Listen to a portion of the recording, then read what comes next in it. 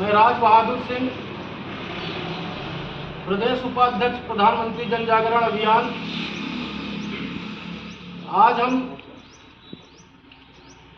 रीवा जिले की त्योंथर तहसील अंतर्गत एक्चुअल लाइफ एकेडमी विद्यालय में आपके सामने आए हुए हैं। एक्चुअल लाइफ एकेडमी विद्यालय ग्राम चुनरी में स्थापित है, जिसके संचालक विष्णुपाल सिंह जी हैं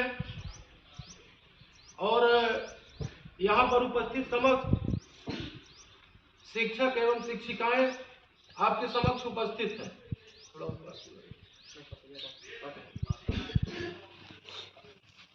मित्रों, नहीं आती। मैं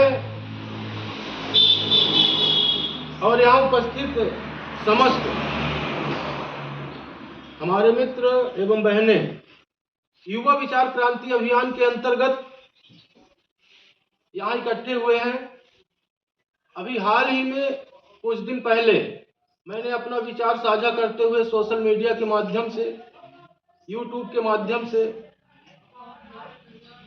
अपील किया था क्षेत्र की एवं जिले की तथा प्रदेश की एवं देश की जो भी विद्यालय हैं, उन विद्यालय के संचालकों से कि हमारे देश में, हमारे प्रदेश में, जिले में, क्षेत्र में जो भी विद्यालय में पाठ्यक्रम हो रहे हैं वो सराहनीय है, प्रशंसनीय है।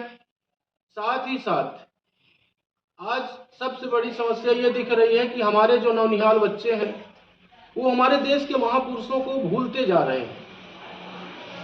शिक्षक उन्हें शिक्षा दे रहे हैं, शिक्षित हो रहे हैं बच्चे,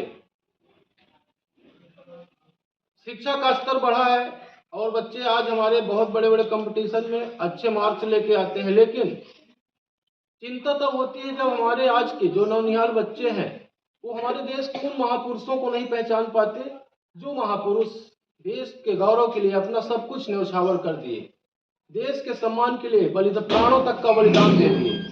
उसी कार्यक्रम में युवा विचार क्रांति अभियान के तहत मैंने सार्वजनिक रूप से अपील किया था सबसे कि प्रत्येक विद्यालय में प्रार्थना होती है और प्रार्थना होने के बाद सिर्फ 5 मिनट का समय विद्यालय के संचालक एवं शिक्षकगण महापुरुषों के जीवन परिचय एवं महापुरुषों को बच्चों से परिचित करवाएं। इसी कार्यक्रम में आज हम एक्चुअल लाइफ एकेडमी में उपस्थित हैं और मैं बधाई दूंगा इस एक्चुअल लाइफ एकेडमी चुनरी के संचालक श्री विष्णुपाल सिंह जी को, जिन्होंने मेरी अपील को ध्यान में रखते हुए युवा विचार क्रांति अभियान के तहत देश की नई पीढ़ी को एक दिशा देने की मंशा से प्रथम कदम बढ़ाए। और जो मैंने अपील किया था कि देश के महापुरुषों की प्रतिमा में प्रार्थना के बाद कम से कम 5 मिनट का समय पाठ्यक्रम होना चाहिए, उस अपील को आप समर्थन करते हुए, युवा विचार क्रांति अभियान का समर्थन करते हुए Shri Vishnupal Singh ji actual life academy विद्यालय चुनरी के संचालक महापुरुषों की ये एक पाठ्यक्रम की बुक बनाए हैं और इस पाठ्यक्रम की बुक के माध्यम से बच्चों को अवगत कराएंगे। मैं आपको दिखा देना चाहता हूँ कि जैसे ही भारत माता की प्रतिमा है, फिर स्वामी विवेकानंद जी की प्रतिमा है, रविन्द्रनाथ टैगोर जी की प्रतिमा है, सरदार डॉक्टर भीमराव अम्बेडकर जी की प्रतिमा है, सरदार वल्लभ भाई पटेल जी की प्रतिमा है। ऐसे ही कई प्रतिमाएं आपके सामने इस बुक में लगी हुई। इस बुक के माध्यम से बच्चों को महापुरुषों के जीवन के परिचय के बारे में अवगत कराया जाएगा और इससे जो हमें लाभ मिलेगा भविष्य का। आज देखने को मिल रहा है कि हमारे देश का जो नौजवान युवा है वो पथभ्रष्ट होता जा रहा है, अपनी जिम्मेदारियों से बाहर भटका दिख रहा है, अपने दायित्वों का निर्वहन नहीं कर पा रहा है। हमारे देश का नौजवान साथी भटक गया है और जब हमारे देश का नौजवान ही भटक गया तो हमारी आने वाली पीढ़ी भी भटक जाएगी, जिसे हम अपने देश का भविष्य कहते हैं, जिसे हम अपना भविष्य कहते हैं। आज के बच्चे YouTube, मोबाइल फोन में इतना घुल मिल गए हैं कि विद्यालय से घर जाने के बाद अपने माता पिता को समय नहीं दे पा रहे हैं। पुनः पश्चिमी सभ्यता हमारे देश में अपना पैर फैलाती जा रही है और जब जब पश्चिमी सभ्यता हमारे देश में आई है और अपना पैर फैलाई है तो देश हमारा गुलाम होने की स्थिति में पहुंचकर गुलाम हो गया है। आज अगर हम अपनी नई पीढ़ी को नहीं संभालेंगे, नई पीढ़ी को दिशा नहीं देंगे, नई पीढ़ी को शिक्षित और संस्कारी नहीं बनाएंगे तो जिस तरह से पूर्व के समय में पश्चिमी क्षेत्र से अंग्रेजों ने आकर हमारे देश को गुलाम किया था और उस गुलामी को दूर करने के लिए हमारे देश के महापुरुषों ने अनंत बार बलिदान दिया। करोड़ों नौजवानों ने फांसी के फंदे को चूमा, करोड़ों नौजवानों ने सीने पे गोलियां खाई। वो बलिदान हमारा बेकार चला जाएगा और पुनः एक बार हमारी आने वाली पीढ़ी पश्चिमी सभ्यता की गुलाम होगी।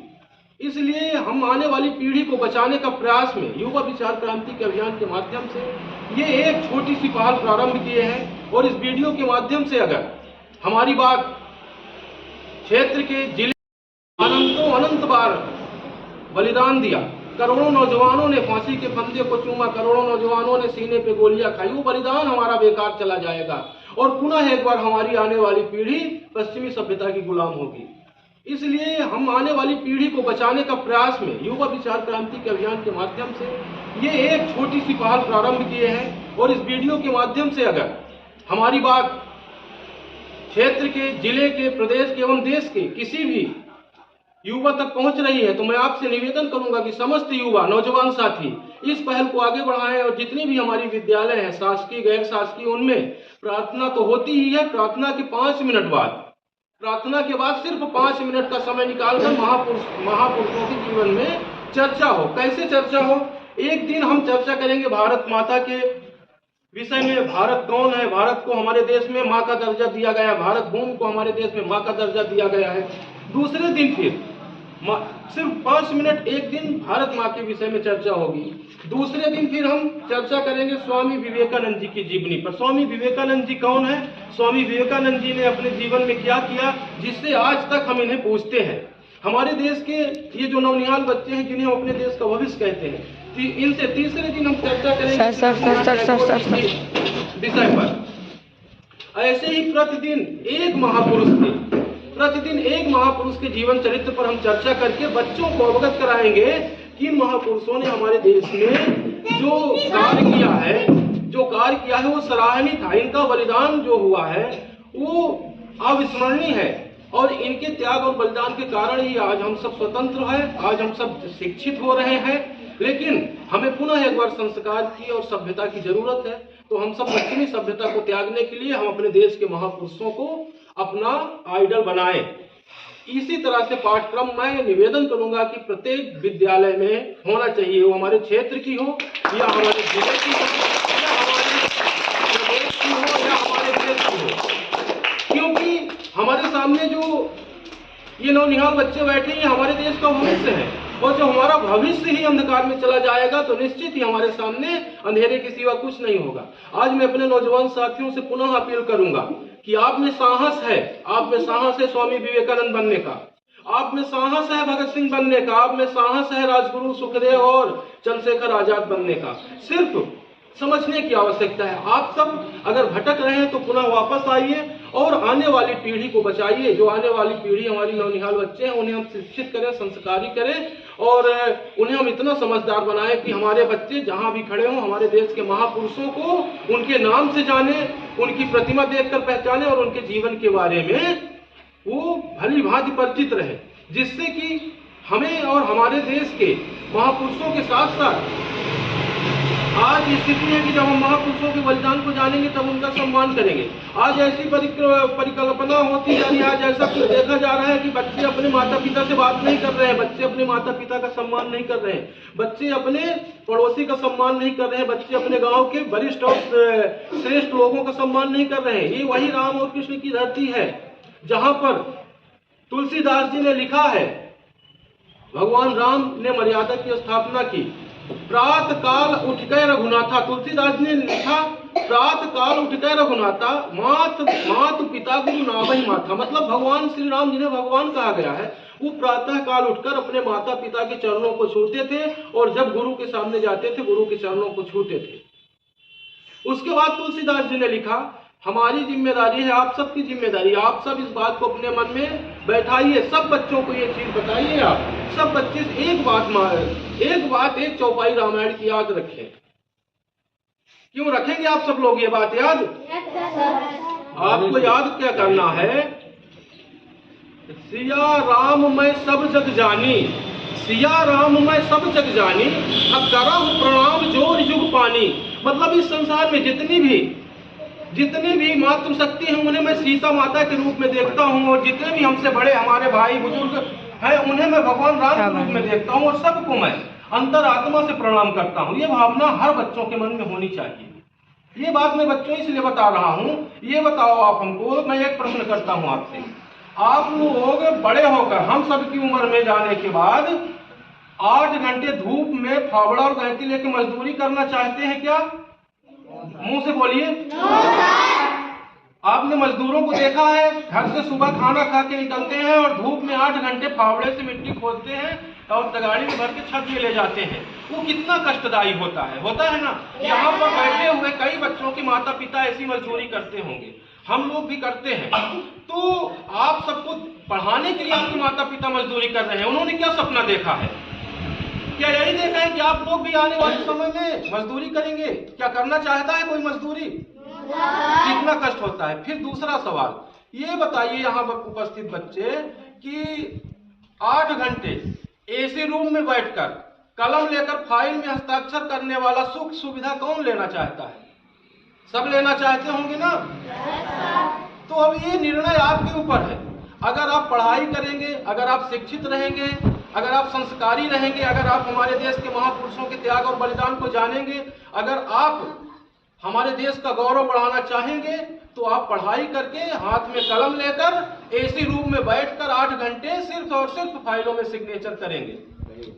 और अगर आप आज शिक्षा ग्रहण नहीं करेंगे, आज जो आपके शिक्षक पढ़ा रहे हैं उसका अध्ययन नहीं करेंगे, महापुरुषों को नहीं जानेंगे, महापुरुषों के त्याग और बलिदान को नहीं जानेंगे, तो ना आपको समाज में सम्मान मिलेगा और ना भविष्य में आपको सुविधा मिलेगी। आप पढ़ाई नहीं करेंगे तो आने वाले समय मजदूरी करना पड़ेगा, और मजदूरी वही फावड़ा कंधे में और हाथ में तगाड़ी 8 घंटे धूप में मजदूरी करने के लिए मजबूर हो जाएंगे। इसलिए दोनों निर्णय रास्ते आपके पास हैं, जो चुनना हो आप चुन सकते हैं। आप देश के भविष्य हैं, तो मैं तो यही शुभकामना दूंगा कि आप सब वह एसी वाली व्यवस्था और घूमने वाली चेयर वाला सपना देखिए कि हमें उस कमरे में बैठकर सिर्फ और सिर्फ देश के गौरव के लिए अच्छा कार्य करना है। मित्रों, अब मैं सोशल मीडिया के माध्यम से एक बात बताना चाह रहा हूं, जैसे हमारे को समाज में सम्मान मिलेगा और ना भविष्य में आपको सुविधा मिलेगी। आप पढ़ाई नहीं करेंगे तो आने वाले समय मजदूरी करना पड़ेगा, और मजदूरी वही फावड़ा कंधे में और हाथ में तगाड़ी 8 घंटे धूप में मजदूरी करने के लिए मजबूर हो जाएंगे। इसलिए दोनों निर्णय रास्ते आपके पास हैं, जो चुनना हो आप चुन सकते हैं। आप देश के भविष्य हैं, तो मैं तो यही शुभकामना दूंगा कि आप सब वह एसी वाली व्यवस्था और घूमने वाली चेयर वाला सपना देखिए कि हमें उस कमरे में बैठकर सिर्फ और सिर्फ देश के गौरव के लिए अच्छा कार्य करना है। मित्रों, अब मैं सोशल मीडिया के माध्यम से एक बात बताना चाह रहा हूं, जैसे हमारे एक्चुअल लाइफ एकेडमी के संचालक महोदय हैं, ऐसे ही विद्यालय में प्रार्थना के बाद एक यहाँ पर हम लगा देंगे। यहाँ लगाने के बाद एक दिन हम बताएंगे कि ये जो प्रतिमा दिख रही है इन्हें हम भारत माता का दर्जा देते हैं, और भारत माता जो है हमें हर तरह से अपनी गोद में शरण देती हैं, हमें जल देती हैं, हमें वनस्पति देती हैं, हमें हर तरह से पोषण तत्व देती हैं, ऑक्सीजन देती हैं। और इनकी गौरव के लिए, इनकी गरिमा के लिए हमारे देश के महापुरुषों ने अपने प्राण को त्यागे हैं। फिर इस पन्ने को पलटकर दूसरे दिन हम स्वामी विवेकानंद जी के बारे में बताएंगे। इसी तरह से हर पन्ने को पलटते हुए हर महापुरुष की जीवनी के विषय पर हम लोग प्रतिदिन 5 मिनट चर्चा करेंगे। और प्यारे बच्चों, आप सबसे ये निवेदन करूंगा कि जैसे आज हम इन महापुरुषों के विषय पर चर्चा कर रहे हैं, उसी तरह से यहाँ हमारे सामने उपस्थित आप सब भी भविष्य के महापुरुष बन सकते हैं।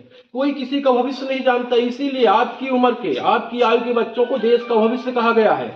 इन्हीं में से कोई कलेक्टर बनेंगे, तो इन्हीं में से कोई मुख्यमंत्री बनेंगे, इन्हीं में से कोई संत बनेंगे और स्वामी विवेकानंद जी जैसे राष्ट्र का गौरव ऊंचा करेंगे। जिस दिन आपका काम दूसरे गांव का व्यक्ति कह दे कि फला व्यक्ति का लड़का बहुत ही अच्छा है, तो आपके माता पिता गौरवान्वित हो जाएंगे।